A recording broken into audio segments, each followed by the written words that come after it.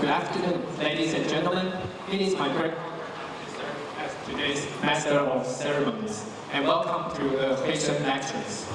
各位贵宾、各位师长及同学，大家好！很荣幸担任今日活动的司仪，并诚挚地欢迎各位莅临本次的惠蓀讲座。Before we begin, please allow me to introduce our distinguished guest today. 在讲座开始之前，请容我向各位介绍今日人位的贵宾，也请各位给予热情的掌声回应。First, the 2011 Nobel Laureate in Physics, Professor Brain Schmidt. 首先介绍2011年诺贝尔物理学奖得主史密特教授。Representing National Zhongxin University, President 詹复志。国立中心大学詹复志校长。The Chairman of the International Peace Foundation, Mr. Wu Morowitz. 国际和平基金会霍拉维兹主席。Professor Sun Weixi, the Chief Editor of the Chinese edition of Chinese American. 孙维新教授现任科学人的地理编辑。We would also like to welcome our organizers, Professor Song Zhenling, Dean of the Office of Research and Development. 研究发展是宋正明发长。Professor He Mengsu, Director of I Center for Advanced Science and Technology. 前瞻理工科技研究中心何梦欣中心主任。Today's event would not be possible without the support of our alumni. 在此特别感谢本校杰出校友对本次活动的大力赞助，请各位校友向大家挥挥手好吗？谢谢各位。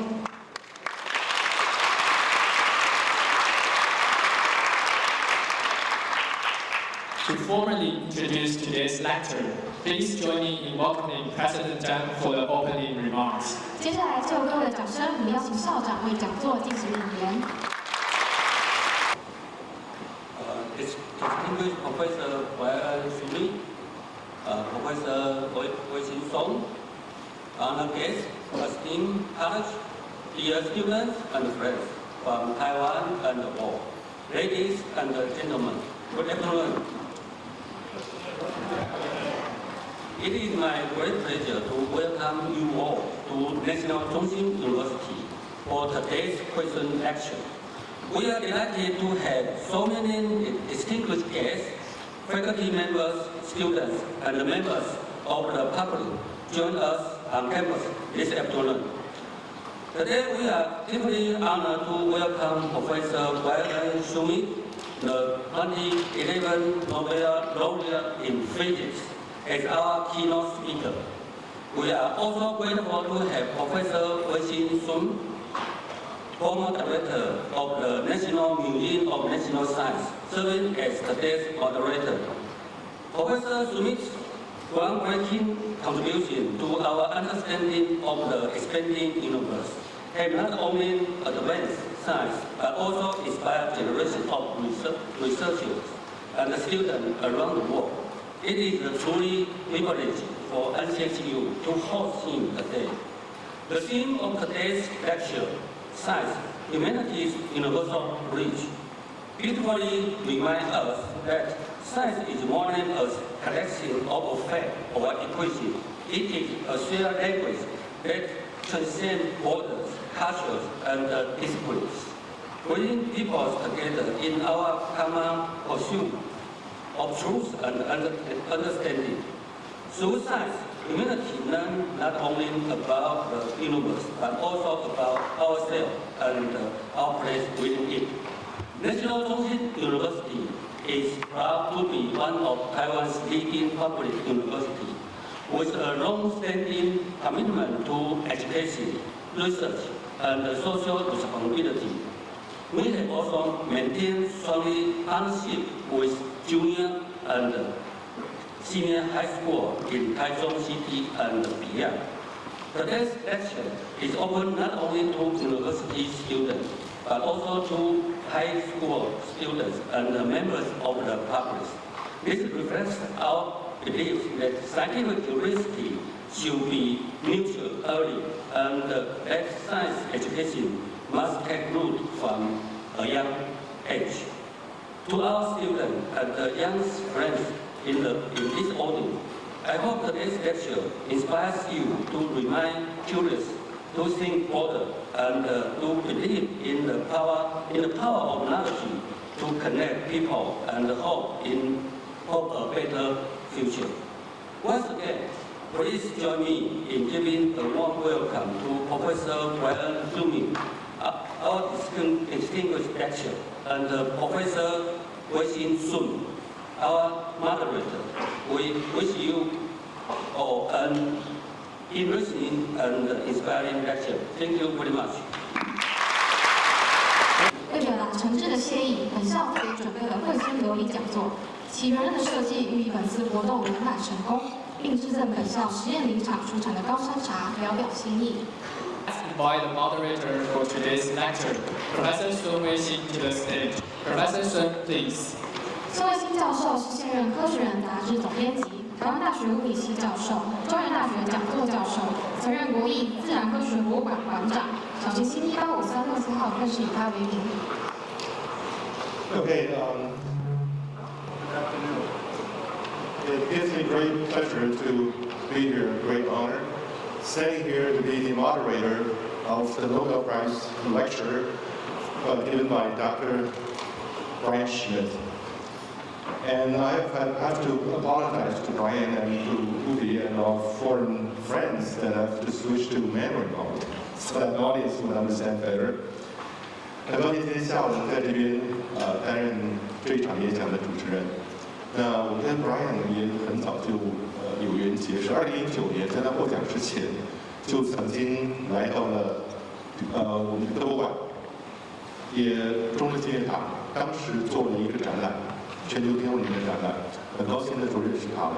但是我想跟各位讲，Dr. Brian Schmidt， 他是1989年 ，correct me if I'm wrong， 1989， 他的 Bachelor of Science from the University of Arizona， in 1993 received his PhDs at Harvard University， 哈佛大学的 PhD 1993年，他比我还小10岁，但你可以想象到他研究非常杰出啊。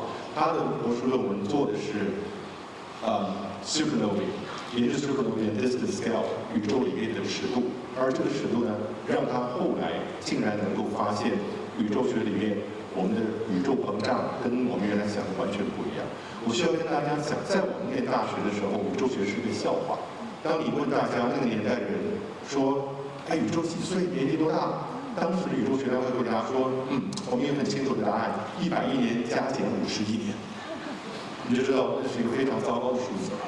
但更有趣的是，宇宙当时就知道在膨胀，哈勃告诉我们在膨胀啊。那膨胀结果是继续膨胀呢，还是持续收缩呢？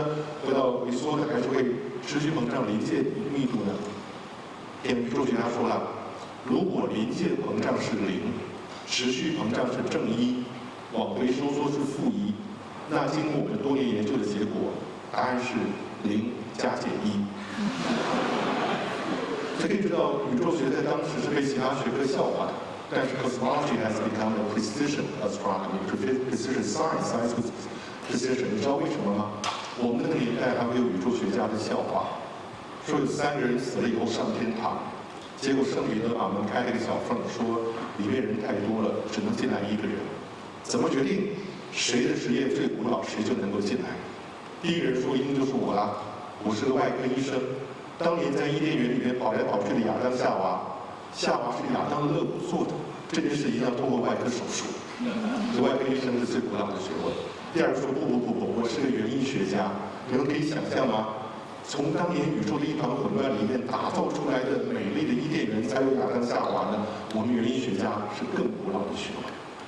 第三个人冷笑了一声说：“我是宇宙学家。”你们知道当年的宇宙的一团混乱是谁创造的吗？要知道宇宙学家在当时被认为只会创造混乱，但现在非常精彩。也就是我们从这些角度来看，很希望今天同学们能够从 Dr. Brian Schmidt 的演讲里面得到真正的收获。我再三跟同学们强调，每次在上课的时候，得奖是一回事。今天大家来看到的是诺贝尔 laureate 诺贝尔奖得主，可能抱着看明星的心态。但我需要跟各位同学讲的是，什么时候得到奖？他做完事情得到肯定后得到奖。如果做完事情已经发挥了影响力，得到奖跟没有得到奖有差别吗？没有。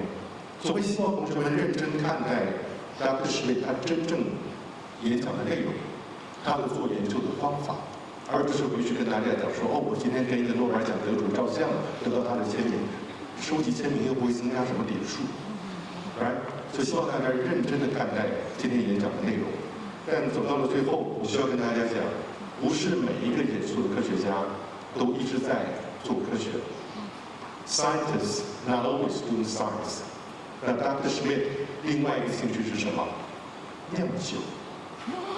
酿酒 ，wine， 我刚刚跟Brian 谈了好多做葡萄酒。去年我们在《科学人》杂志上面专门总编辑的话，针对酿酒写了一篇文章，因为那一期的封面文章讲的就是葡萄酒的起源，而且连那一期的封面上触手会觉得很粗糙，为什么？把 ATGC、DNA 的结构都写在那个封面上面，觉得你会知道发展多元兴趣很重要。作为老师，包含了在座的校长，今天很高兴，除了中兴大学之外，需要恭喜校长，中兴大学办了非常精彩的活动，谢谢我们这几位辛苦的老师。也高兴碰到科博馆的同事，也很高兴至少我刚才碰到台中一中的校长跟武附国中的校长。同学们，我希望你们在参加这个活动的时候，心存感恩。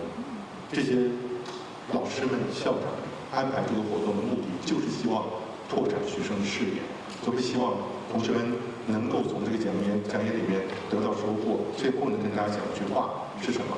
是希望同学们8个字：仰观星空，脚踏实地。Stargazing is important, but standing on the solid ground is even more. 踩在实地上面，好好的认真把自己的功课学业做好。那待会儿我们在进行演讲的时候，那我如果觉得Dr. Schmidt讲的内容稍微复杂难懂一点，我就会摇摇手，那停下来会做一点简单的中文补充，好吧？那我想现在我就讲到这个地方为止，要不然我就把它时间都用完了。Yes, please join me in this welcome Dr. Schmidt for his wonderful talk.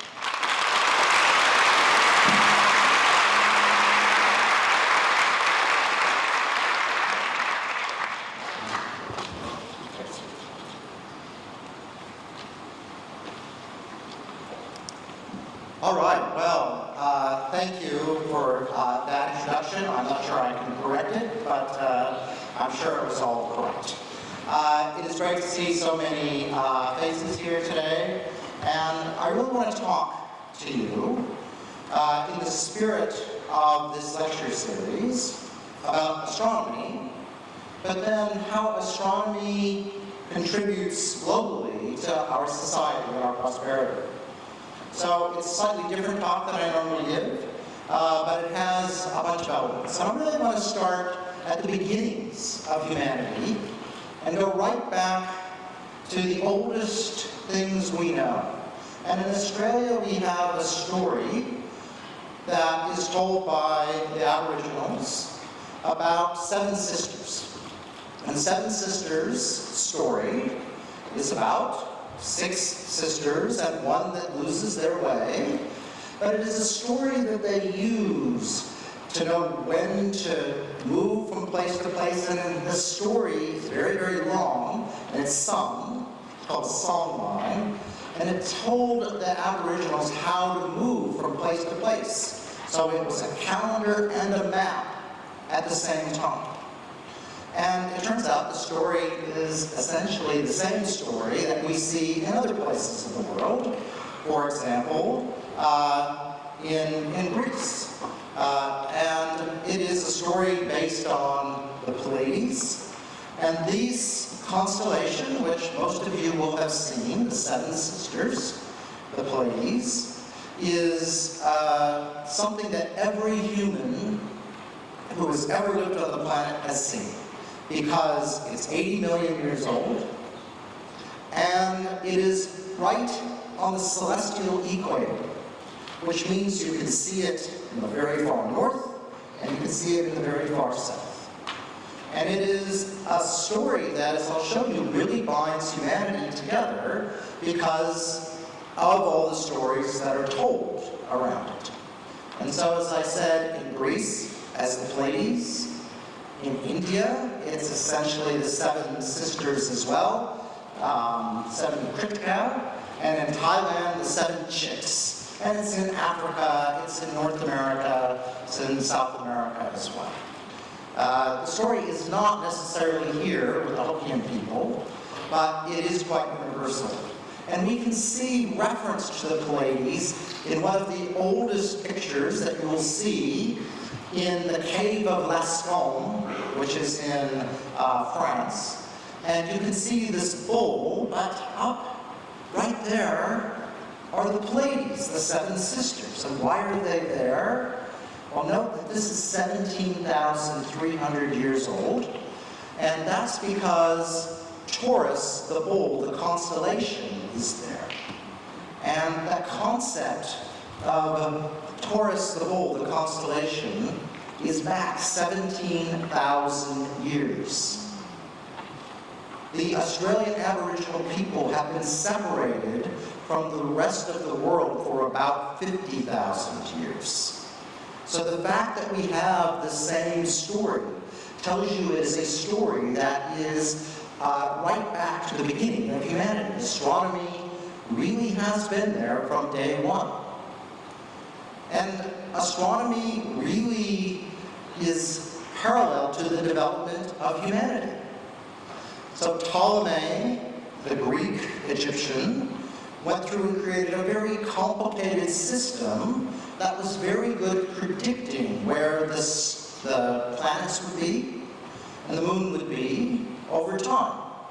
And it was done with quite an elaborate system of everything going around the Earth in circles, within circles, within circles. But it could be used to calculate, and it was thought to be the way that the world went.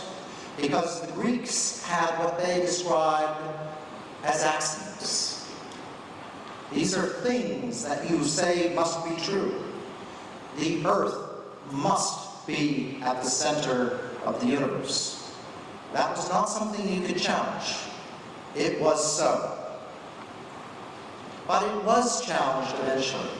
And it was challenged by Copernicus, who went through and could go through and make a much simpler model, which still had everything going on circles, but with the sun at the center. And he said, I think this is a simpler way to do what Ptolemy could do. And that simplicity, well, it was not appreciated by most, but it was appreciated by some. And the people who did appreciate it were people who were prepared to start thinking about the beginnings of science.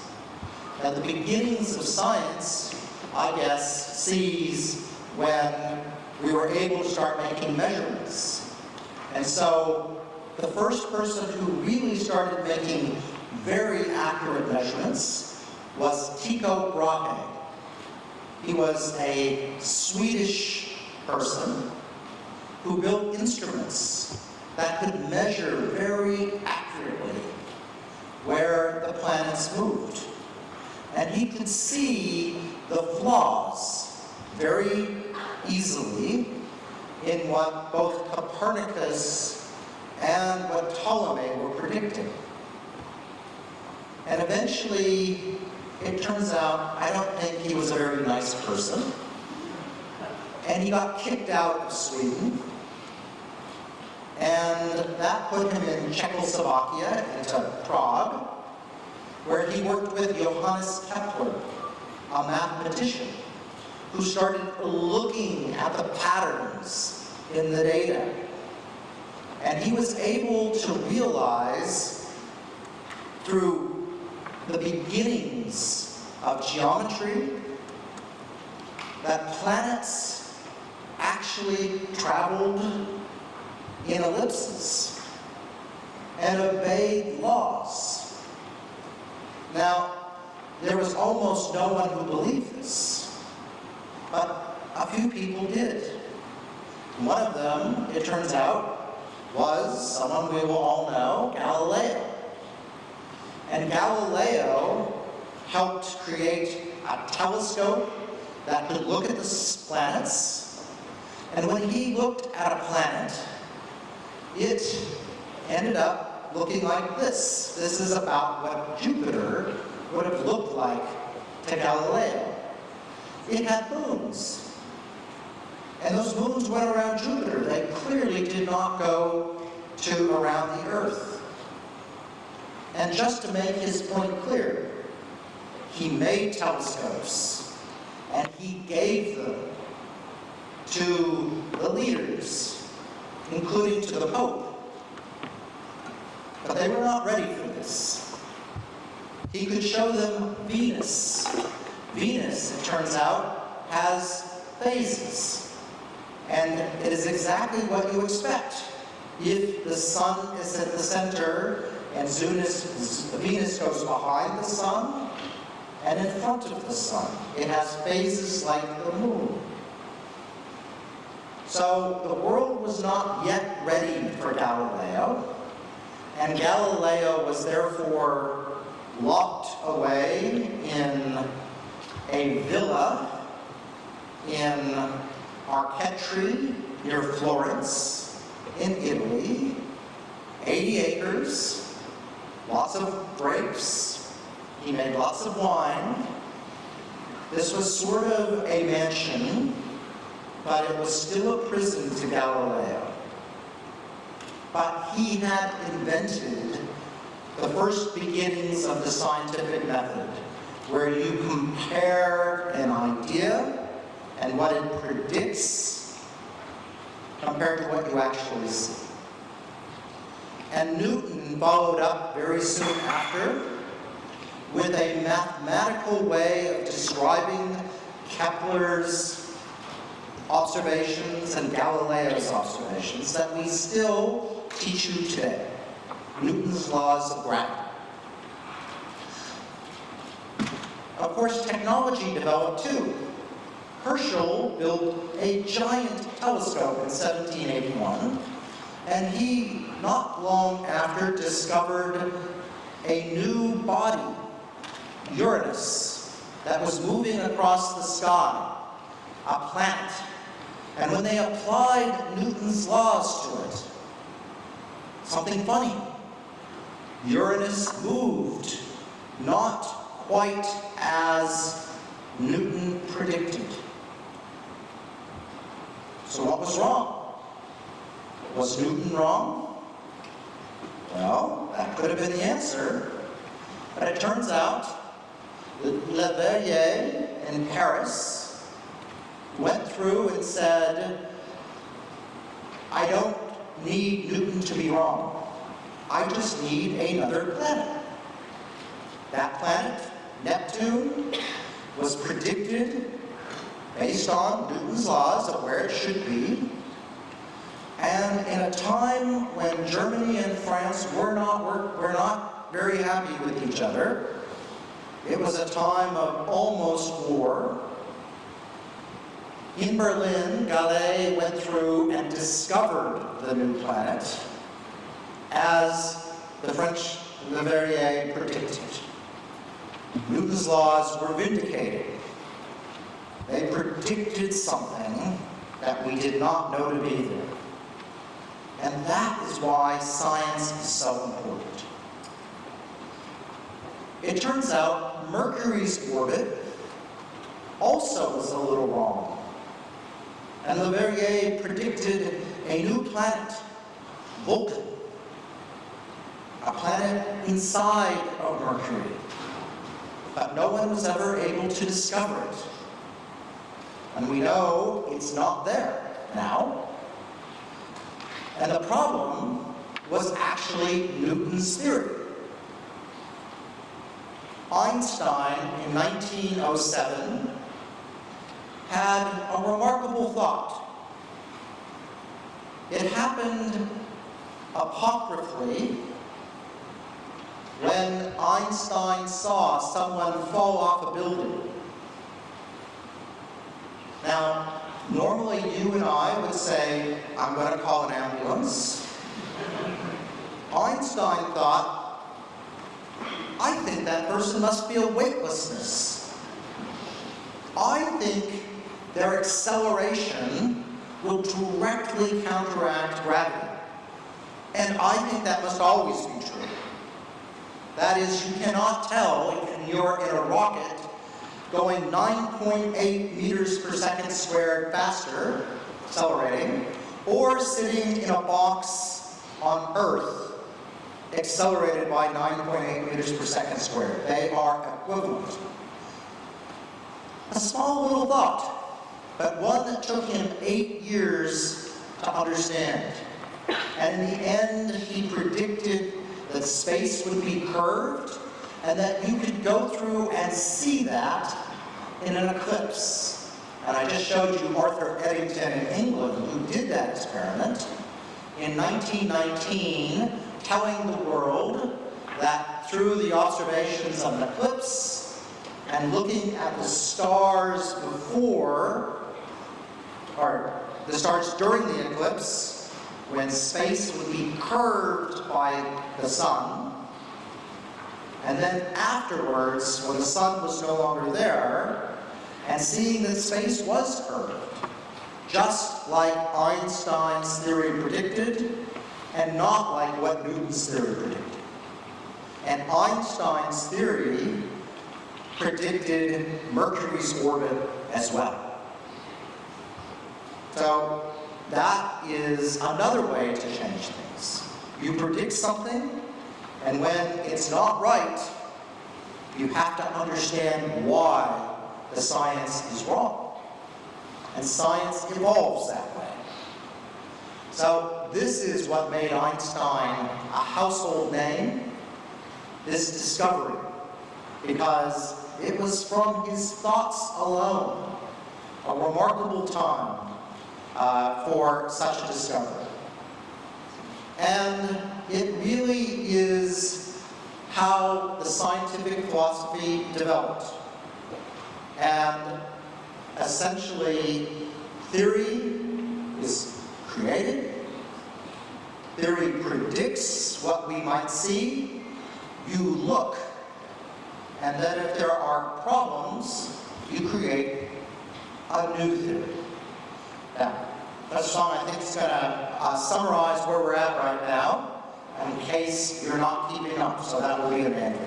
OK， 刚刚Ryan 从一开始讲的7姐妹星团，就是中文的昴宿星团。我顺便问一下，多少人知道 Pleiades 7姐妹星团是昴宿星团？请举手。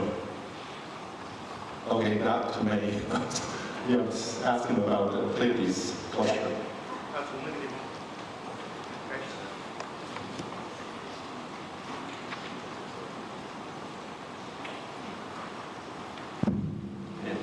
从那地方开始，他就讲到了科学发展的过程。最早是托勒密，地心说的托勒密到哥白尼，然后再到丹麦天文学家第5，一路过来到克普勒，他的学徒克普勒，那一直到了后面的伽利略，伽利略做出非常重要的望远镜的观测，然后一直到牛顿，再到爱因斯坦。当然讲的很重要的事情是，爱因斯坦呢，1907年看到有一个人从屋顶掉下来，其他人看到之后就叫救护车了。 但爱因斯坦看到很高兴，说终于知道加速度跟重力的关系。1907年他说了生命中最快乐的点子，但这个故事不是真实的，希望大家不要相信爱因斯坦那么残忍啊。但是但是实际上，爱因斯坦在1915年广义相对论里面就把太阳旁边的星星位置会改变这点预测出来了，因为太阳会造成时空的扭曲。而1919年呢 ，Arthur Eddington 就是他讲的那个。 英国天文学家去做日食观测，还真的得到这样的结果，让爱因斯坦变成了一个举世闻名的物理的大神。那他现在就说了，怎么样从观测到理论？那很重要的是，连天王星位置的改变是牛顿力学的预测得到了可能性。所以有些理论你先预测以后得到后面的观测。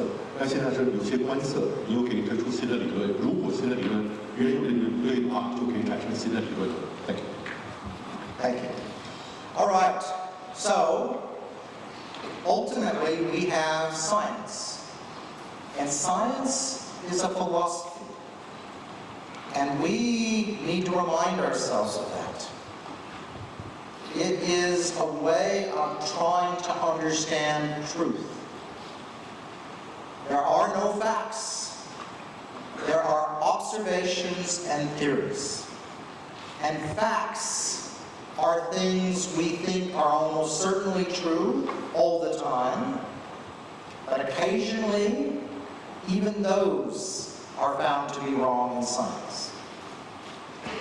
Science makes predictions of observations we can make, and to the extent that we can predict what we see, we think we understand what's going on. When there is something new that we cannot predict with an existing theory, that is when we have a scientific crisis, and we need a new theory.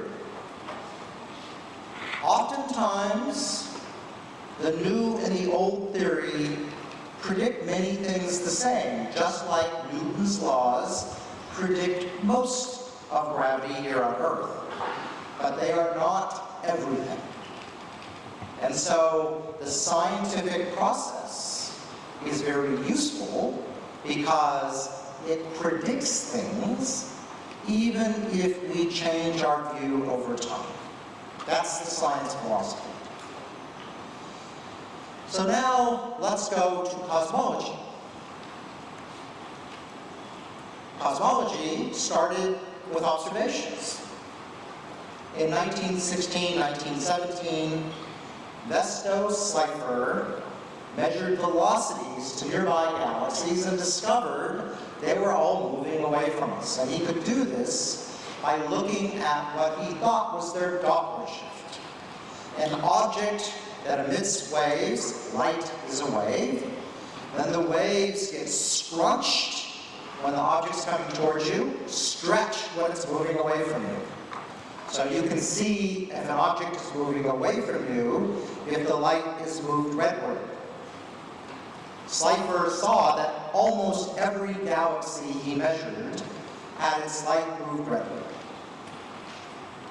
Now, another thing you can do is you can measure distances.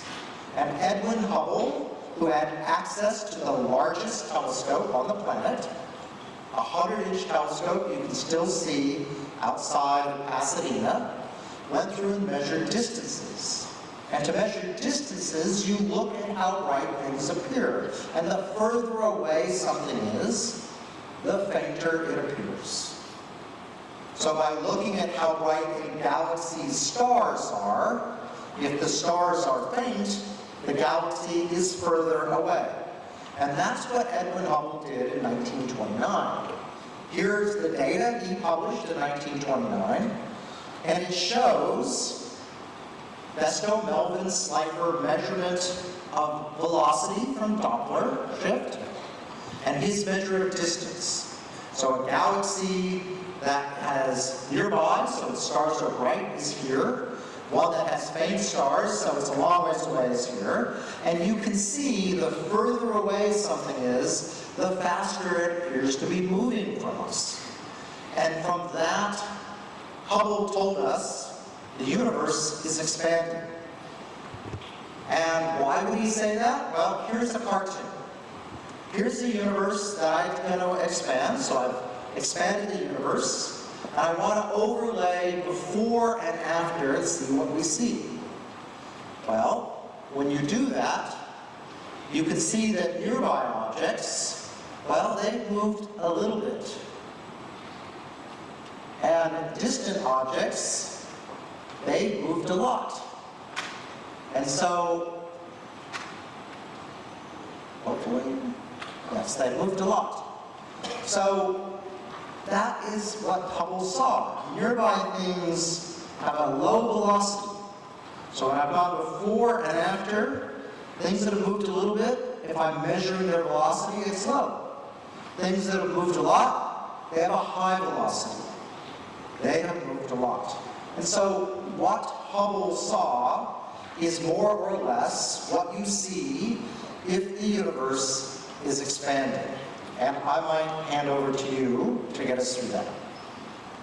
Yeah, 刚刚Brain 讲到了速度跟距离的关系，哈勃是怎么样发现宇宙在膨胀的？他假设每一个星系里面最亮的星亮度都差不多，所以如果这个星在那个星系里看起来很亮，你就知道它是比较近的；那个星看起来很暗，就知道它比较远的。哈勃得到了这个距离，而多伯的效应大家知道吗？就是一个波源在运动的时候释放出来的波。它如果接近你的时候，那声音会变高，就像救护车；离开你的时候，救护车声音会变低。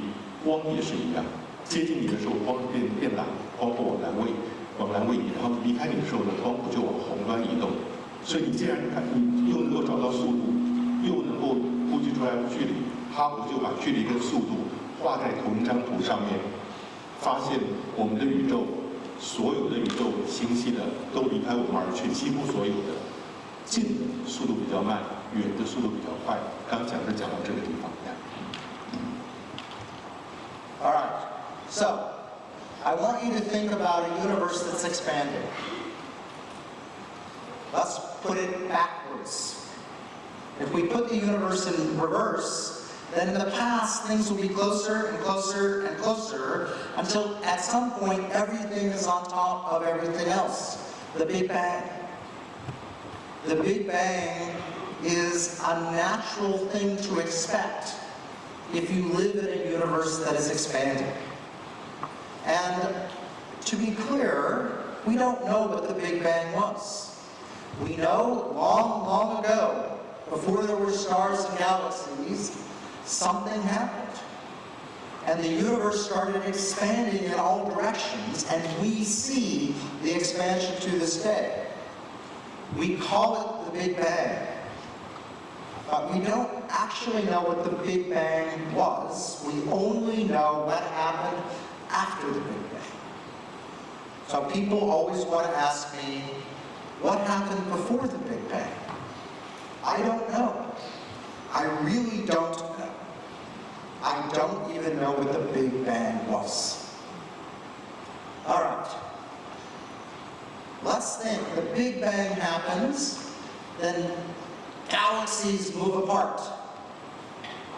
So the distance between two galaxies over time, they get further and further apart over time. If I can measure how fast the universe is expanding now, that's how far they're moving apart. That turns out to be distance divided by velocity.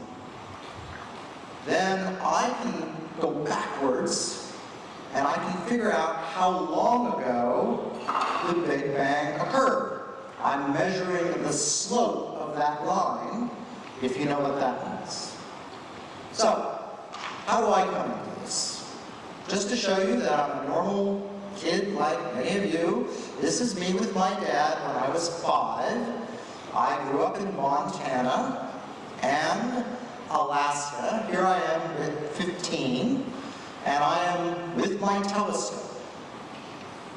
But my telescope, it's summer in Alaska, the sun never sets. So I'm near Mount McKinley, and I'm using it to photograph moose and sheep, wild sheep. So you have to adapt when you live in a place where it never gets dark for part of the year. But here I am when I was 26, showing my PhD supervisor that I had measured the expansion of the universe to a bunch of exploding stars, and I had measured, therefore, how old the universe was. So this is 1993. And the answer I got was that the universe is roughly 14 billion years old. That is, I measured the distance to a bunch of galaxies, and I measured the velocity to a bunch of galaxies, and I divided them, and I could calculate then when the universe started. Now, it turns out we have many people have made this measurement at the same time, and that's about the correct answer. So my PhD thesis remains intact. have not made a mistake. Now, Einstein's theory of general relativity tells us that the universe is a little more complicated. It can have gravity. And if it has gravity, the universe will slow down because gravity will attract everything.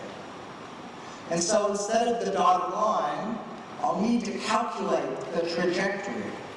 The universe may not quite be as old. And then going forward, the universe, depending on how heavy it is, it might keep expanding forever and ever. Or, if it's heavy enough, if it has enough gravity, it will slow down so much that in the future it will stop and start to collapse. A heavy universe has a beginning, a Big Bang, and an end. I cannot give the Big Bang in backwards. Alright? It also, and this is the complicated part that I'm going to hand back to you to try to explain this, is gravity in Einstein's theory curves space. So the universe can have a weird set of shapes. If the universe is heavy, space curves onto itself. If I start here in a heavy universe and I head out that way, give it enough time, I'll come back to where I started, because space curves in a fourth dimension onto itself. Do not expect to understand a fourth dimension. It is not something I can understand except for through mathematics. But it is similar to being on the Earth and going around the Earth. A light universe, that bends away from itself. Triangles add up to less than 180 degrees in that universe. And then there's the just right universe in between those two. There, everything is as you might expect, and triangles add up to 180 degrees. So that is general relativity, and I'm going to hand over for a brief explanation of where we are so we don't get lost. Yeah， 刚刚Brian 说到的哈勃定律膨胀的时候呢，提到一件事情，你今天看到宇宙在膨胀，如果你把它做慢动作导片回去的话，它会走到最原始的点，那个点就是 Big Bang 大霹雳爆炸，一次高温的大爆炸。他说千万不要问他大爆炸的解是什么。很多人会喜欢问他这个问题，但那是超越哲学的玄学了啊。但他后来讲说，你现在看到星系逐渐离开了，宇宙在膨胀，那你能不能把距离除上速度？同学们记得吗？距离在分子，速度在分母，你会得到什么？时间，会得到宇宙的寿命。那经过很多人计算以后呢，各个团队得到数目都差不多。刚刚讲的141年 ，14 billion years。141年，但现在他讲的是说，如果宇宙的未来是什么呢？有没有注意到 ？Can you go back to one slide up there？ 大家 ，Yeah， okay， the one with the nap。Say what？ Yeah， this one。大家看到这个是宇宙里面，如果质量太多，宇宙会越来越慢，到最后停下来，然后回缩。这个回缩到最后呢，就会变成一个大挤压，全都挤在一起了。当然，你看到没有？这个很好玩的是，你不要以为 GNABGIB 还去维基百科去找是什么东西，它就是Big Bang倒过来写的，看懂吗？Big Bang倒过来写 ，OK， 就变成这个样子。That's my job， Yeah， 是。但是还有3种可能，当一台的平的，如果宇宙里面的质量差不多刚刚好，那宇宙会膨胀越来越慢，到最后时间无限大的时候静止。时间无限大来到停止，那个叫 flat universe，just right， 刚刚好。但如果说质量太多的话，它到最后会被自己的重力重新拉回来，那个就是圆球形的。但如果质量太少的话，它会无限的延伸膨胀出去，就是那个蚂蚁形状。所以现在我们看3个同一个三角形，正常的 just right 180 degree， 但你看到那个蚂蚁形的小于180度，圆球形的大于180度，所以他希望你去了解3度空间跟4度空间的概念。So, understanding the universe happened during a time when the world was at conflict, during World War I. Einstein came up with the theory and immediately shared the theory with the world, and De Sitter, who was in the Netherlands, started finding solutions during the middle of the war, shared that with Eddington in the United Kingdom, also on the other side of the war, who went out after the war and confirmed Einstein being correct. Later on, Friedman, who was in Russia, came up with the models I showed you, and Lamotte in Belgium also came up with those models and started saying the universe might be expanding and it might have begun in what we call the Big Bang, and then Hubble in the United States made the definitive measurement that the universe was expanding. It was work done across the entire world by nations that were not actually talking to each other much, except for through science. So astronomy, I'll go back. Astronomy has been building these bridges for a long time. Stonehenge is a giant monument to astronomy, and the Giza pyramids are lesser so, but both were huge places. Thank you. Both were huge places at about the same time, 3,500 years before 0 AD. And if you go through and look more recently, astronomy, for better or worse, was why Captain Cook came and claimed Australia for England. He was sent there to do an eclipse, and taking possession of Australia was sort of a secondary mission. In the Cold War, and these are people I know, or most of them are dead now, but I knew them, Russian and American atomic scientists worked on astronomy together. They got to know and understand each other, even though they were working on nuclear weapons separately.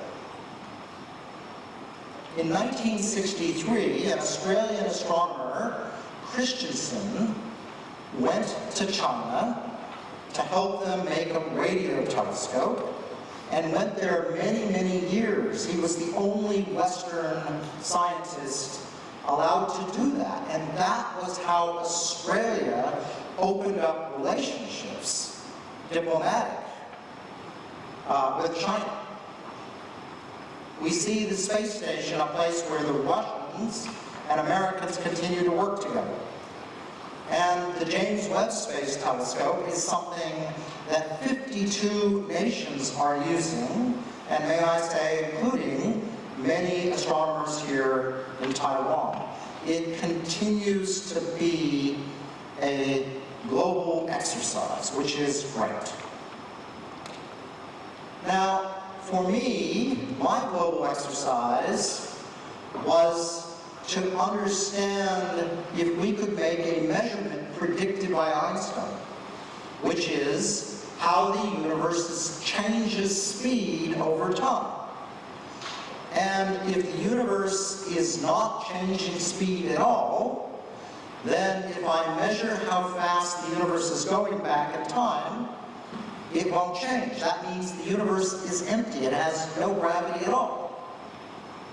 On the other hand, if the universe is just right, then it will go on a trajectory of that dotted line, and if it slows down faster than that line, the universe is heavy and finite, it's closed, and if it's slower than that dotted line, well, then the universe is light, and triangles add up to less than 180 degrees, and the universe goes on forever and ever.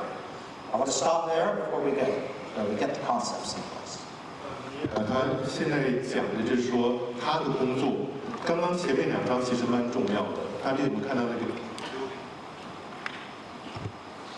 大家看到英文 building bridges， 他说天文学家、科学家努力的建造桥梁。什么桥梁呢？就是我们一般大众通往宇宙的桥梁。而那个桥梁是有好多国家科学家共同打造的。早期你可以看得到，即使在冷战上或者 even before that， 大家在美俄两国在核子战争上面互相争胜的时候，科学家还是互相合作去发展天文。更不用说最近这些年，你可以看得到，韦伯望远镜啊、太空站啊，大家都在合作。来到他自己的工作，他就讲到这个，那个粉红色那条线，就是宇宙里面如果没有任何物质，不会有重力会把影响那个膨胀的过程呢，就是一条黄色的线。但如果是底下，大家注意到那个 X 轴的右边是 long ago 是以前，左边是现在。如果说宇宙里面有很多物质啊，它会在慢慢让那个膨胀的速度减慢，重力就会干这个事，对不对？它会回到那个速度。所以你知道，如果宇宙里面的物质过多，它的那个膨胀速度会慢慢减慢的。So, we could do this experiment of looking back in time because of work my colleagues in Chile did. It was a group of astronomers there who learned how to use exploding stars to measure distances much more accurately than ever before. And these objects explode with a force of 5 billion times our sun, and then they fade away into oblivion. But they're very rare. So there's only a few that we've ever seen in our own galaxy. And the high redshift supernova team in 1996 is shown here, most of us, not all of us. And we were a team that used people from the US, from Chile, from Australia, and from Europe. At the same time, another team based at Berkeley was trying to do the same thing. I don't have a picture quite that late, but they had people from the US, Europe, and the UK. And so we were both working on this problem with big international teams. And these objects we were trying to use, as I said, are very rare. So in 1006, the brightest celestial phenomenon ever witnessed in modern human times was this explosion captured by Chinese astronomers, but also by an abbey in Switzerland and by people in Persia. Indeed, it's been seen in more than 20 places, recorded in 20 places. Incredibly bright, and one of only 3 such objects seen in our galaxy in the last 1,000 years.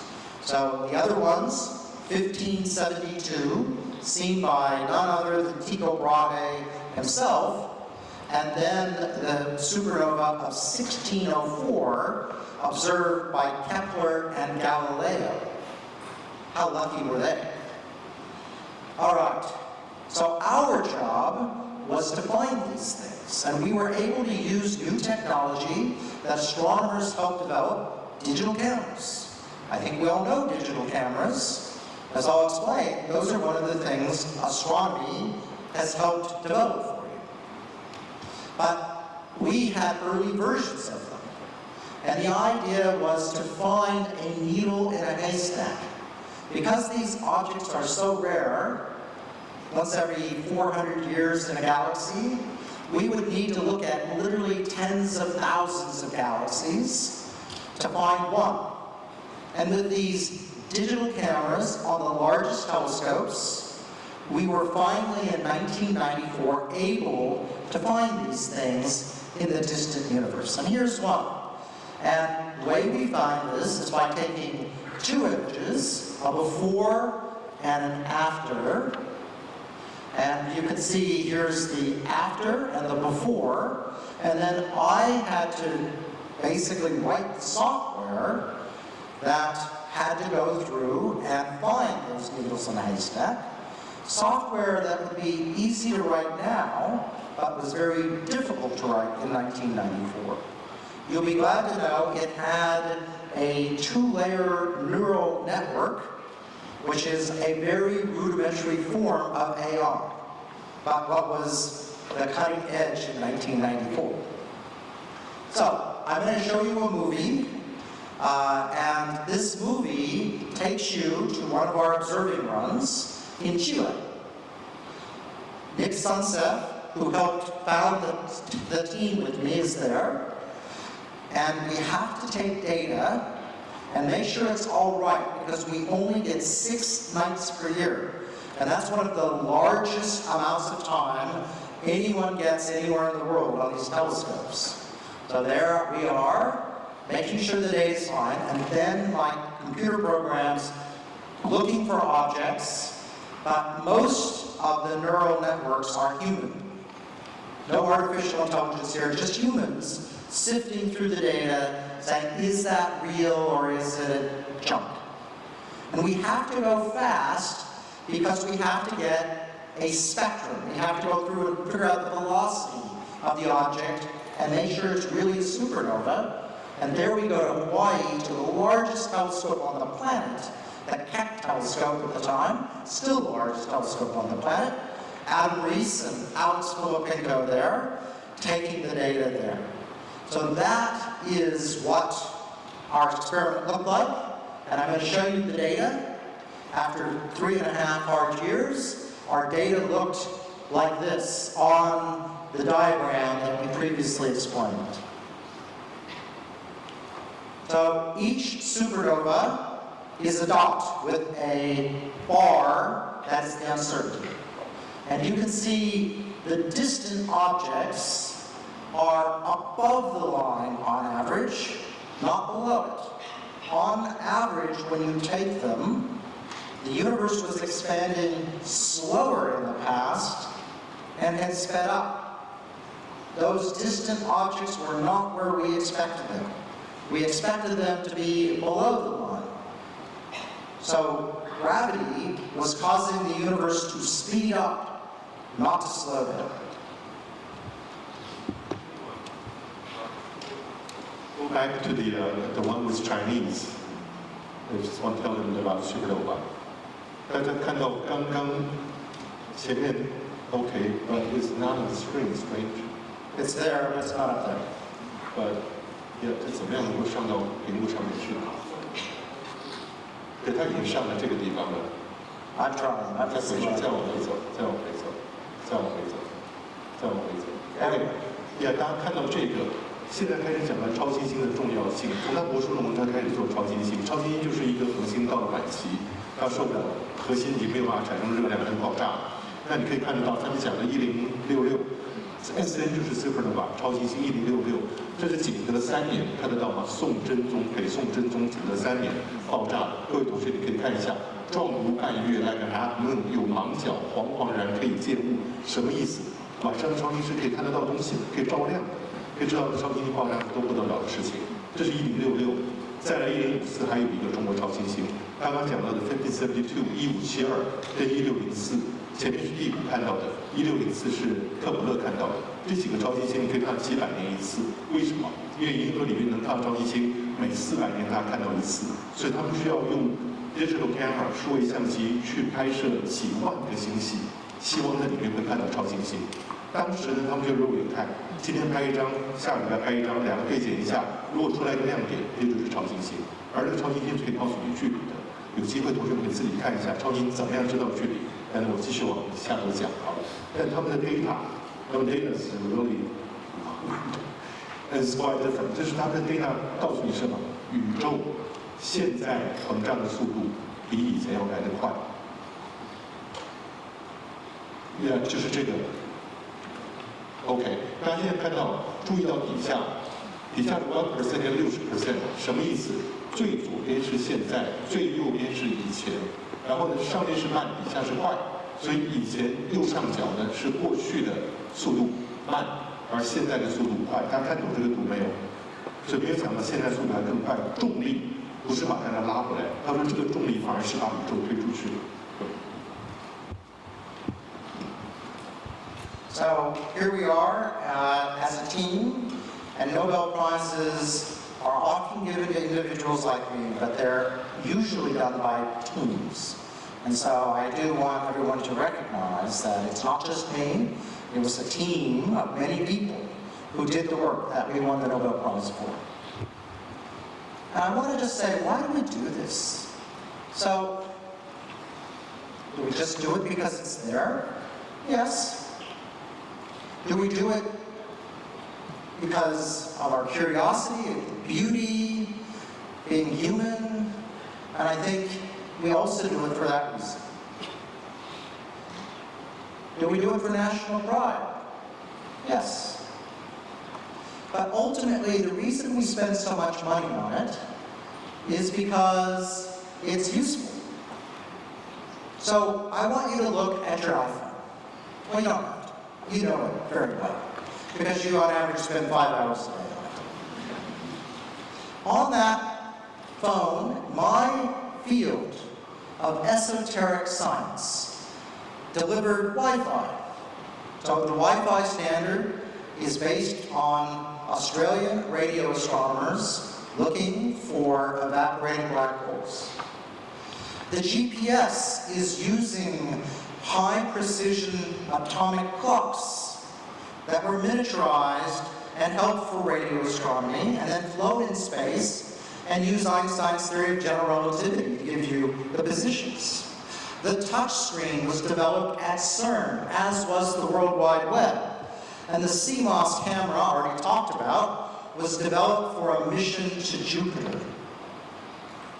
The iPhone is literally thousands upon thousands of different inventions. And so, to give you a sense of the inventions, someone has put together this amazing diagram of inventions, most of it just basic research that had nothing to do with the iPhone, back into time. That is how science works. It works by working together, sharing, and building on each other's discoveries. And it's useful.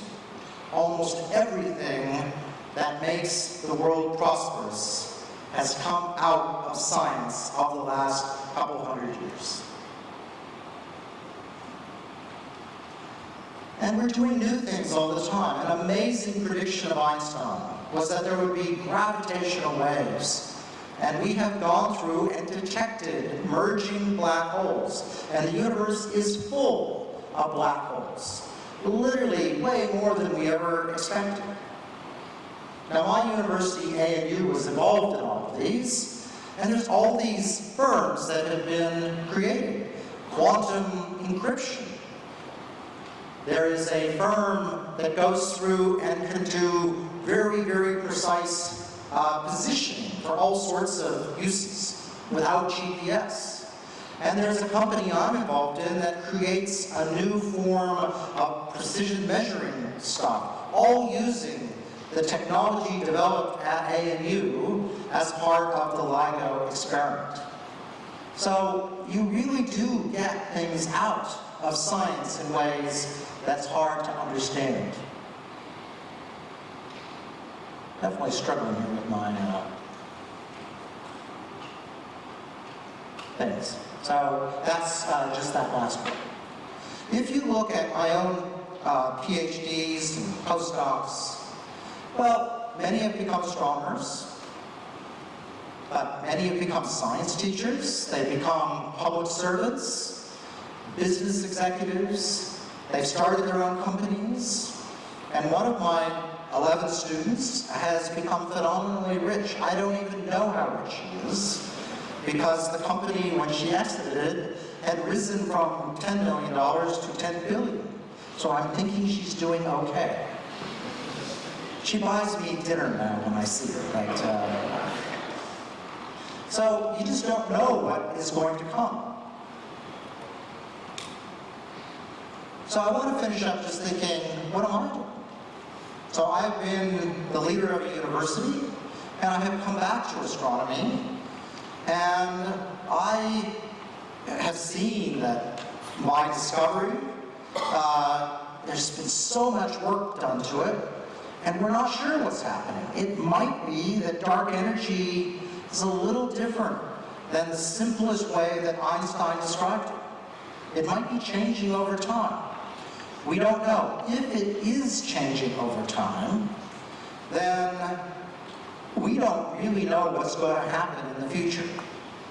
It's hard to speculate because we're predicting something and not quite getting the right answer. So let's see. People, literally thousands of people are working all over the world to try to understand this. And I'm working a bit on the supernovae. But the thing I'm really excited about is a new piece of technology made possible by astronomy, creating technology that then allows us to do astronomy. And this is a telescope, it's a set of telescopes around the world, led by John Tonry, who was on the Nobel Prize winning team, one of the smartest people I know at the University of Hawaii. And what it does is it takes a picture of the sky every night 1,000,000 times brighter than what you could see with your eye. And so each night, these array of telescopes can go through and see every part of the sky. And so why would we do this? Well, NASA pays for it to detect Earth-crashing asteroids. So in 2013, some of you probably don't remember this happened. A 9,000-ton asteroid crashed into Russia, releasing 25 Hiroshima nuclear bombs worth of energy. And 100 people were injured, no one died. A similar event also happened in Russia in 1908. And right now we know there's about a 2% chance each year that an event like this might happen. And we'd like to know about them rather than be surprised by them. So ATLAS is to go look for those things before they happen. And it's really good at this job. So 2024 YR, almost exactly a year and a little bit ago, ATLAS discovered an object that at one point had almost a 4% chance of crashing into the Earth in 2032. Now by observing it, we made predictions, we eventually figured out it was going to miss the Earth. And if you look here on the side, here's an image taken with one of the largest telescopes on Earth, little arrow showing the object. You can measure the prediction, you can measure where this object's going to be to within roughly 10,000 kilometers in 2032. It's too faint to see now. And right now there is a 4% chance that it will hit the moon in 2032. Now that would be exciting. We're not sure, make a new crater, but it gets kind of exciting because if it just barely misses the moon, all sorts of crazy things can happen. Okay? But this is real, right? So this was very exciting, and I'm glad it's not going to hit the Earth. And you might say, okay, you know it's going to hit the Earth, then what do you do? Well, it turns out that like an object like this is 30 times bigger than that Russian one. You can ask, well, what can you do? Well, it turns out you can observe and make sure it's not going to hit anything. Or if it is going to hit something, you might do a deflection. So this is observed with ATLAS. We sent a rocket and a big hunk of stuff into an asteroid, and you can see that you can really do damage with actually quite a small thing to an asteroid. You can deflect it. And if you get out and do it many years in advance, you can make it miss Earth. So that's one thing. The other thing you can do is when you know where it's going to land, you can prepare for tsunamis if it's going to hit the ocean, or you can evacuate if required. So it's something that kind of makes sense to do, and it turns out it's not that expensive. And it's something, though, everyone has to work on. It's not just one country doing this. It needs to be many. And we have a new telescope that's not one telescope, it's actually many telescopes you combine together. It turns out, in this case, amateur telescopes now are made from professional designs. And they're so good that we professionals can buy them and put them together, and you can make a big telescope by adding together a bunch of little ones. Something we were never able to do. It was too expensive in the past. But we can do it now. So right now, for $1 million, we can look at the entire sky every night to a depth that the largest telescope on the planet could reach in 1975. That's where technology has taken us. It's amazing. And this project has right now 5 telescopes scattered around the world, but you can note that there's a big part of the Earth that it doesn't cover, our part. And so it turns out if you're missing half the planet, you're going to miss a bunch of objects. So I'm working right now to start putting some more telescopes in this part of the planet. We need some in the north, we need some in the south, using this new technology. And I'm doing this because I do think it's important to know when something hits, but I also think it's exciting because Atlas does not just discover Earth-crashing asteroids. So I'm going to let you do a little bit, and then I'll finish up. Brian 就从科学的发展讲起。他说，不要觉得这些科学都很遥远的，像你拿你的手机、GPS 啊什么的，都跟广义相对论，都跟这些新发展的科学有关系啊。但是 ，Can we go back to that 3 Atlas？ 大家可以看得到，他说他现在想要做的是more back to the Atlas before this one。大家可以看得到，这个任务叫做 Atlas， 它在地面上刚开始是4个光远镜，后来现在变成5个，未来是希望7个到8个。为什么叫 Atlas？ 就是 asteroid 小行星，然后 terrible impact last alert system，right？ 所以它小行星最后撞击最后警告系统，要撞击地球的小行星最后警告。所以看见 Atlas 不要觉得它是很友善的，那是小行星撞击地球的最后警告系统。那一开始呢是有4个地方，夏威夷有2个望远镜，然后南非有1个，澳洲有1个，现在把加纳利群岛加进去了，越来越多了。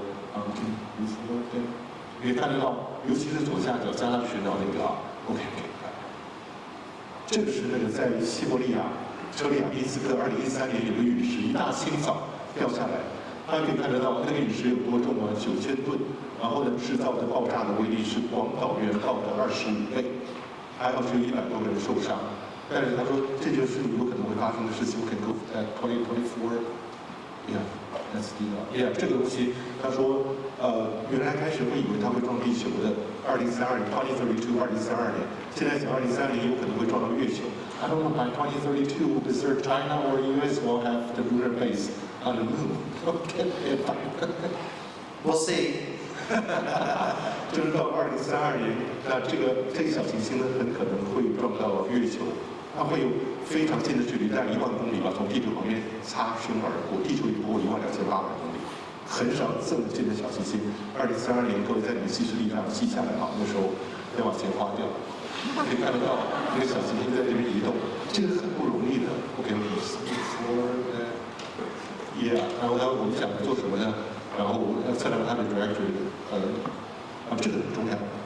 this is Star Mission 飞镖任务，这是美国 NASA 做的一个任务啊，小行星直接去撞烧小行星里面那个小的行星，让它的周期改变，而且相当 quite successful， 非常成功的。这是哈勃望远镜拍的，它爆炸那一刹那，撞上那一刹那，成功的把它的周期速度改变了。所以以后万一小行星不长对着地球过来，人类就知道怎么样对付它了。早点碰到它，只要比较差一点点，它就会 miss the Earth， 从地球旁边擦身而过。So you will have seen what else Atlas has done, and Atlas, the comet, was discovered, and that was one of the brightest comets seen recently. And most recently, you may have heard of another discovery, this one, which is known as Atlas 3I, an interstellar asteroid that's come from beyond our solar system, only the third one we've ever managed to see.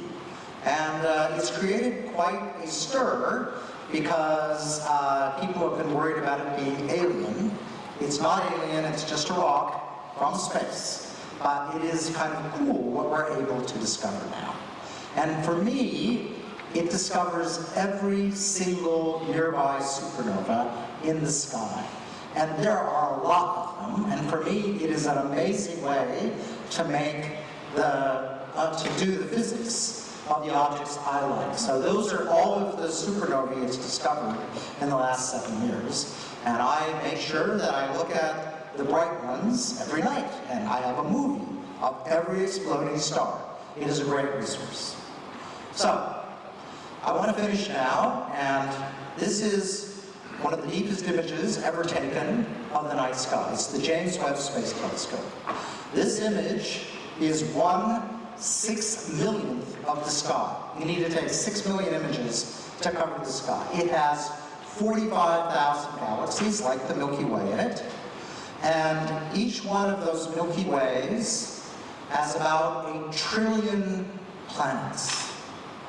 And I think it is absolutely remarkable that here, on our little planet, a tiny little thing in this vast universe, that we are able to figure out how old the universe is, what the universe is made of, what the universe is going to probably do in the future, and ask questions of, is there life on other planets? We do that all by working for centuries together in astronomy. And it reminds me that it is simply amazing what humanity can do when we work together. And we have a lot of problems on this planet right now, but I do believe we are able to solve those problems, but, and this is the important but, only if we work together. Thank you very much. A wonderful, wonderful talk. And we'll start our Q&A session. But before that, I want to explain a bit. 我把后面那段再跟大家讲一下。刚刚看到那个 Atlas 那个过程，那个望远镜，它设立的目的为了要找那些不长眼的小行星对地球撞过来，但是呢，它同时可以让 Brian 找到一个搜寻超新星最佳的机会，所以这是很精彩。但他也说了，目前 Atlas 那个系统呢，你会看到夏威夷有，智利、南非有，但是亚洲就缺了一大块。 欧洲到亚洲缺了一大块，而那一大块他很希望再把望远镜进去，这样的话你不会 miss 掉很多小行星的。然后最后他也是说了，难得我们看到韦伯望远镜，大家看到那个刚刚那个 picture 吗 ？by James Webb 那个小望远镜，它是全天的600万分之一，而在这600万分之一的一个 image 里面，就有45000个星系，每一个星系里面大约有1兆个行星，你可以想象。 为什么我们地球这么小，然后这些人竟然可以去思考宇宙的起源？所以他们说这是很 amazing 的事情。但是我们可以做到很精彩的事情，但大家需要在一起合作的。Okay, why don't we start the Q&A session? I have 2 questions first. Can I take the privilege to ask questions? Sure. Yeah.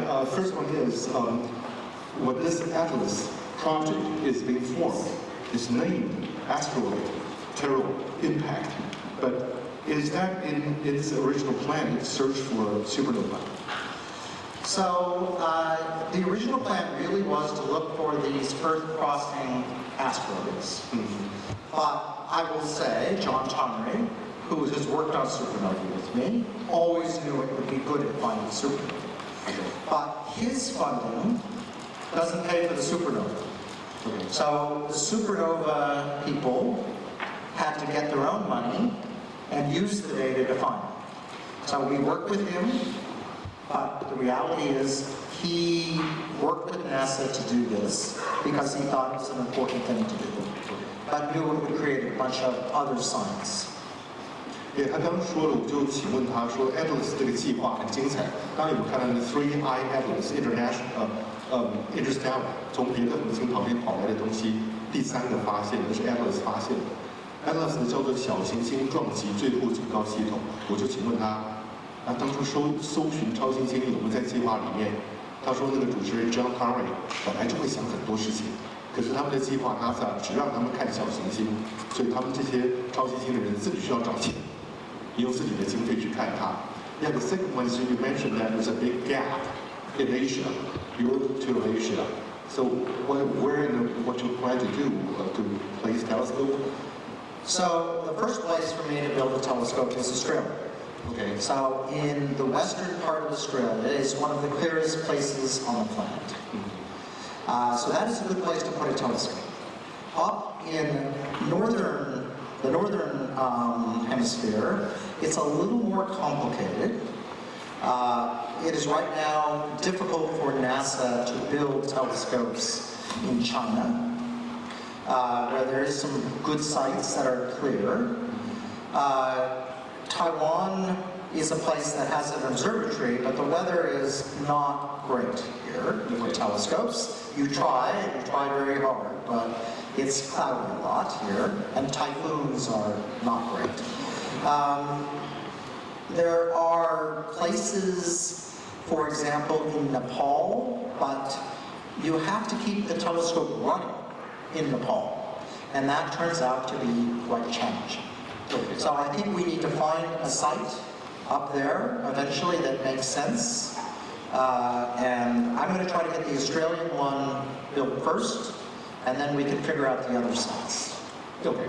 他刚刚讲了，我请问他说 ，Atlas 在亚洲这一块缺了很大的一个 gap， 因为你们很多时候出现的天体在这边没有时间看的话，会 miss 掉它。他说呢，第一个想法是在西澳洲的西部那边很干净，也没有光害，天气也好。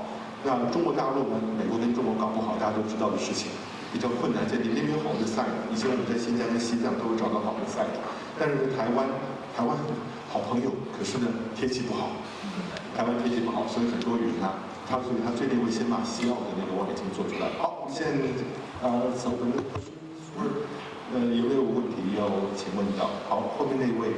First, my question is, what is the most convincing evidence that the dark energy is increasing? It's not constant. A very topical question. So it turns out we have two very precise ways of measuring how dark energy might change over time. One is supernovae. So we literally have thousands upon thousands of supernovae. And just recently, there appears to be a deviation in distance divided by velocity, that measurement of expansion, about 4 or 5 billion years ago. So when we look back 4 billion years in the past, that's where it appears there might be a deviation. We have also developed a new way to measure distances that did not exist in 1998. This is by looking at galaxies. And it turns out the Big Bang made essentially, there were a bunch of ripples in the universe that we can see when we take an image called the cosmic microwave background, where we see the universe when it was 380,000 years old, and we see that in microwaves. So that's a Nobel Prize as well. And those ripples, it turns out, are imprinted in galaxies. And by looking at literally tens of millions of galaxies, we can see the ripples over time, and they have a scale, they have a size. So that's a ruler that I get to drag as I get closer and closer of essentially how big the universe is. And that also sees a very small deviation, roughly 4 billion years in the past. So that's the evidence. It's not absolutely convincing at this point, but I think we're going to have a lot more data in the next 5 years, and I think the data will either make it stronger or it'll fade away as a, oh well, I guess we didn't quite have enough data. So we shall see.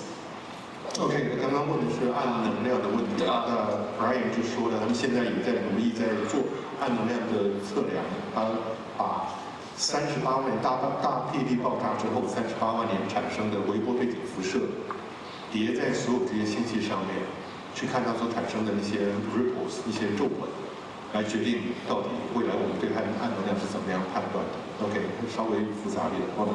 For your talk, I was wondering, you showed different values of Hubble constant, which is basically there is a scatter between the values.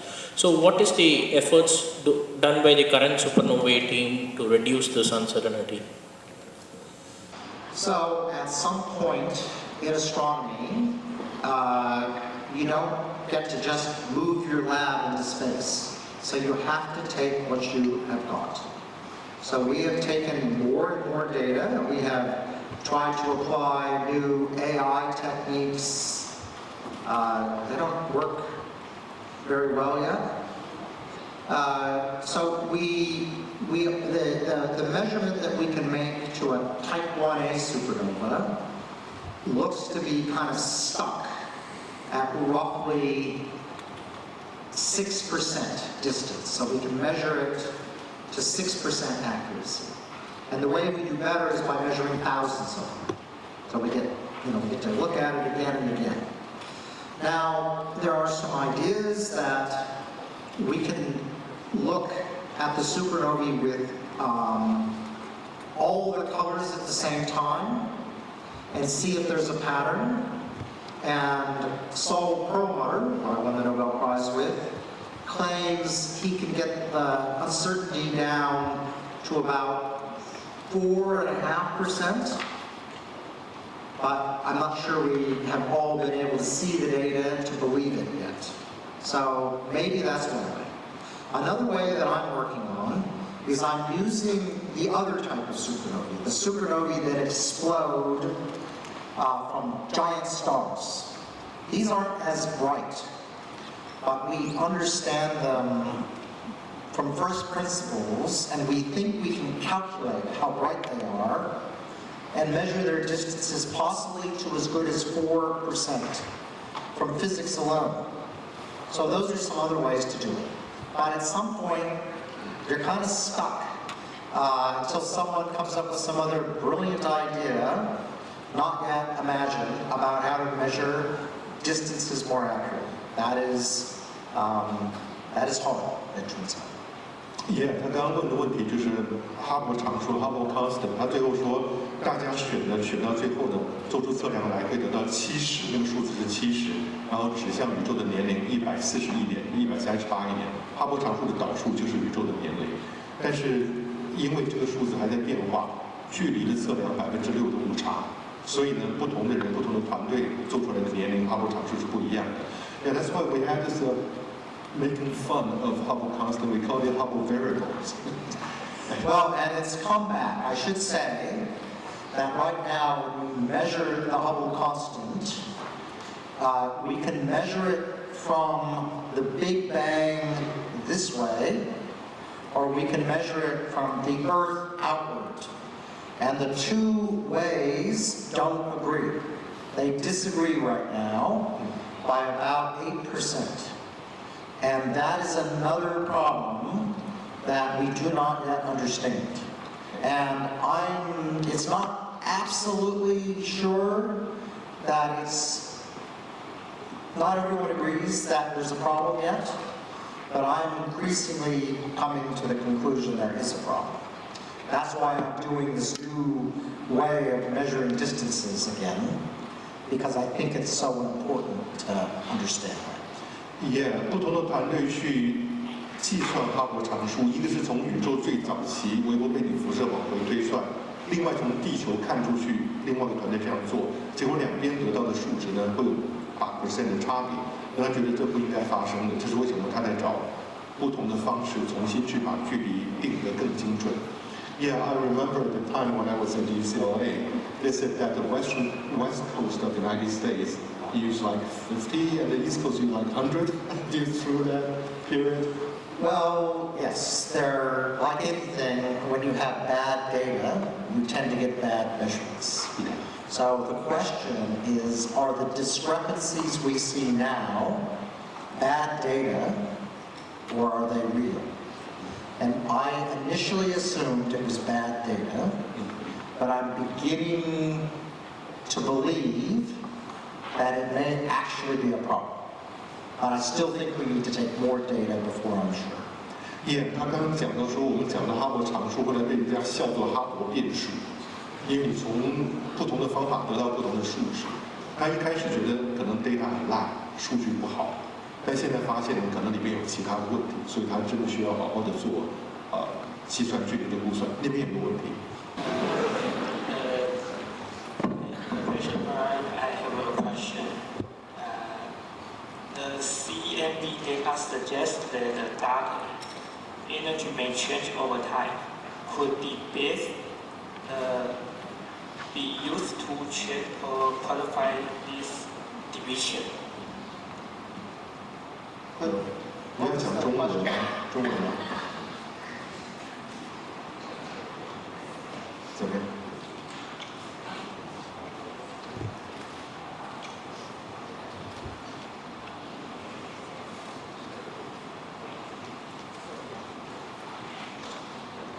Okay, he's talking about the change of dark energy as a function of time. You want to briefly mention? Well, I've kind of covered it a bit, and to say, at this point, the data that we have shows something, but it's uncertain.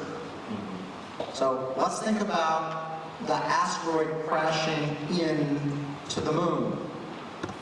Right now, it might crash into the moon, but we need to take more data to know for sure. I would say this is similar. The dark energy might be changing, but we need more data to be sure. I think that's where we're at right now. OK，暗能量是可能会改变的，它占宇宙所有的质能70%、68%，但是呢，他说可能会随时间改变，目前还在继续研究当中。就像你看到那个小行星会撞到月球的几率可能是4%，但它也可能随时会调整。OK， 好，这个没问题。OK， 我们有没有同学 from the junior students？ So I have a very non-technical question. So my question is like, as you mentioned, and as a researcher, I also believe that science is a philosophy. So my question to you, after 14 years of your Nobel Award, that which philosophy you believe you should understood in your early career? Well, I wished I would have understood science better. So I'll be honest, the only philosophy that I spend much time about are ethics, which I think is a very personal journey, and science, which is about knowledge. So we don't actually teach this philosophy of science very well, and that causes us lots of problems where people think there is right and wrong, that the science tells you what to do. It doesn't work like that. So I really think everyone, whether or not they're a scientist or a non-scientist, need to understand the philosophy of science, so that if we have to make a vaccine recommendation, they understand why that recommendation may change over time, and understand in most of the time, the first recommendations were still reasonable, but not the best, which is what happened in COVID. Not that it's changed, so the first recommendations were bad. So it is really important for us to understand science, and I had to kind of figure it out over my career by thinking about it a lot. And I see a lot of mistakes made by scientists around the world, and even more mistakes made by non-scientists. So do you... Okay, hold on. Sorry. We'll just move on. 他刚刚讲的话是说，他问的是科学哲学的问题。那 Brian 强调的是，科学哲学到现在都没有好好的被教导。他特别重视伦理道德 ，ethics， 他特别重视伦理道德。但是说很多人会，科学家会犯错，科学就是一个同学们认错的过程，因为你不断的发现你昨天的理论是错的，今天不断更正。科学家要学的是认错的态度，但是很多时候他说的科学家犯过很多错误，很多非科学家犯过更多的错误。好，我们看看有没有其他的问题。欢迎大家提问。Go ahead.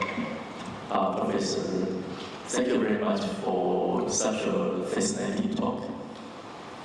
Because AI is advancing so fast, so my question is the increasing use of AI and big data. Do you think it will change the way you do research? Or just like you described, the traditional cycle, theory, prediction, observation? And the second question is, do you, if possible, can you share your advice for the young generation? What skill and qualities do you think the most important for them to develop, to learn, to face the AI era? Thank you. Okay, so I do not think AI will change the scientific philosophy. I think it will inform scientists as a tool to help us do the philosophy. I could imagine that humans could give away our autonomy to AI, but why would we do that? Why would we let AI live our lives for us? I don't think that makes any sense in any universe that I live in, and I don't think we will do it. AI must be subservient to humans, and we must use it to ask and answer the questions we care about. Imagine a benign super AI. There is a TV series out called Pluribus, which is about essentially not AI, but the human race being taken over by connecting into a super, I don't know, some super hive mind. That's what AI, benign AI would be like. It just makes our lives, it takes over our lives, it decides what's best for us. I cannot see that as being good. I genuinely can't. So I think we always need to be there using it as a tool at our power. And there's an ethical consideration there, but that would be my sense. So what do I think people here need to know? They need to know how to be in charge of AI. You need to know a lot to get AI to work for you. And there's going to be a huge amount of change. And I can tell you there's three things that can happen. One, you can be someone who tells AI what to do in your job, and you will be superhuman. You can be someone who has a job that AI does, and so you don't have a job.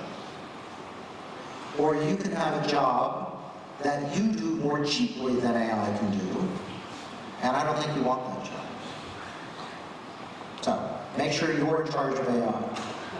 And it's evolving quickly, and I don't know what that means, but always think about it as you mastering it not telling you what to do.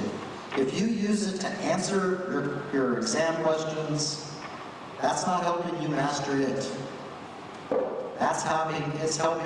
It's actually taking over you. So don't let it do that. Brian 刚刚讲到，你的家长问到了 AI 在我们社会里扮演的角色。那 Brian 刚刚讲了很多关于 AI 的发展，可是呢，重要的是说，变成就是三种人。第一种人，你可以告诉 AI 去做什么，你就是超级人类；第二种人是什么？你做的工作 AI 也能做，你就被淘汰了；第三种是什么？你做的工作还没有 AI 便宜，所以你也活不下去了。当然你要活到自己能够告诉 AI 做什么，是真正能够控制它。AI 的目的是要对人类提供服务，而不是把人类的主导权拿过去。Okay, well, one last question from myself is a lot of young generation students here, young people, they were driven to semiconductor or AI or probably quantum a bit. Do you want to advocate for astronomy and space exploration? So, I don't want to advocate for anything except for each of you want to be happy. And it is really difficult to know what your future happiness is going to be when you're young. So you want to give yourself options. And the way you have options is by learning to do things that are useful. And there's a lot of useful things to do. And the best way to learn those useful things is by studying and do something that interests you, that you like to do. So I went to become an astronomer, not because I thought I would be an astronomer. I was pretty sure that there were only 3,000 astronomers in the world at the time, and I was smart, but I wasn't one of the 3,000 smartest people in the world, right? So why would I be an astronomer? Because my view, incorrect, is that the 3,000 smartest people in the world do astronomy. No, that's not the way it works. There are people who do astronomy, and there are people who don't. Most people don't do astronomy. But by doing astronomy and being good at it, I learned physics, I learned engineering, I learned mathematics, I learned coding. I learned all these skills that if I lived here, I would be able to use to get a job up at TSOC or something else. And that's because I liked astronomy and I learned to get good at it. So you have to choose something that you can get good at. And when you get good at something, it's normally translatable, that skill, whether you're a historian or a chemist or a literature person. If you get really good at that, there's always a place for that in society. So do something you're good at. Don't do something that you think's important that you hate. That's a disaster. That is not a way to get it. That's very touching. 他刚刚讲的是说，对学生们建议不一定说要哪一个半导体量子别人认为好的，找到你自己喜欢的东西，认真去做。要 good at， 你可以把它自己做到很好，还是要知道自己喜欢什么。不要说你去做别人需要你做、别人希望你做的事情，而你一辈子很痛苦。我觉得对我们在座的年轻人最好的。You want to take one more question from high school students? Yeah, where? Oh. High school student, which one? I see him. There you go. Yeah, you don't look high school. Good afternoon, Professor.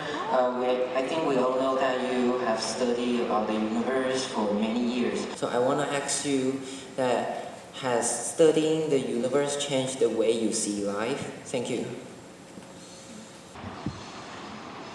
Yeah, it's studying the universe has made me have to think very much about humanity and how and why humanity works the way it does.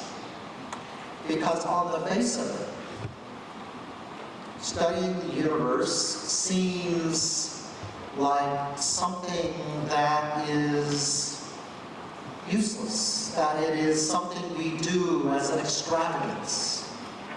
And one of the reasons I gave the talk I did today is I wanted to show you that at some level astronomy is an extravagance, but it's not. It is the way humanity has advanced.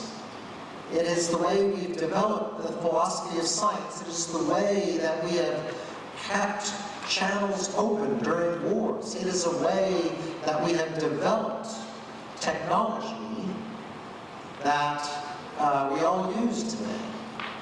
It's not an extravagance. It is something that's useful. But it is something that is useful precisely because no one owns it. It is owned by everyone. It is shared by everyone. And yet it has made humanity what it is today. And it tells you how important it is to work together to do hard things. That is what it is about. And I did not appreciate that when I started. I really only started appreciating this after I won the Nobel Prize, and I had to think about, why am I being given this prize? I do not feel worthy. I still don't feel worthy. But I do realize that humanity needs things, these advances, for us to thrive. That is what I guess I'm. OK， 他说的研究宇宙，他倒没有特别回答你们怎么样看待生命、看待生活。他说了，研究宇宙会让他有一个不一样的看法，尤其在他得了诺贝尔奖之后，他觉得他并不应该得这个奖，或者他很多其他人都应该得，不见得那么得。但是呢，他看宇宙的方法就完全不一样了。而且他用的一个重要的字是什么？一个是 humanity， 人类对宇宙的追求；另外是 extravagance，extravagance 就是昂贵的奢侈。他说很多人会以为学天文、做天文、做宇宙是昂贵而奢侈的，他说不是，真正会有用的，不但是让你心里面得到了好奇心得到满足，而且重要是很多新的技术从那个地方发展出来。所以我想他大概也回答很多问题吧。我想今天我们到这边就告一段落了，因为我们非常感谢 Dr. Brain 的 talk. Join me in giving a round of applause.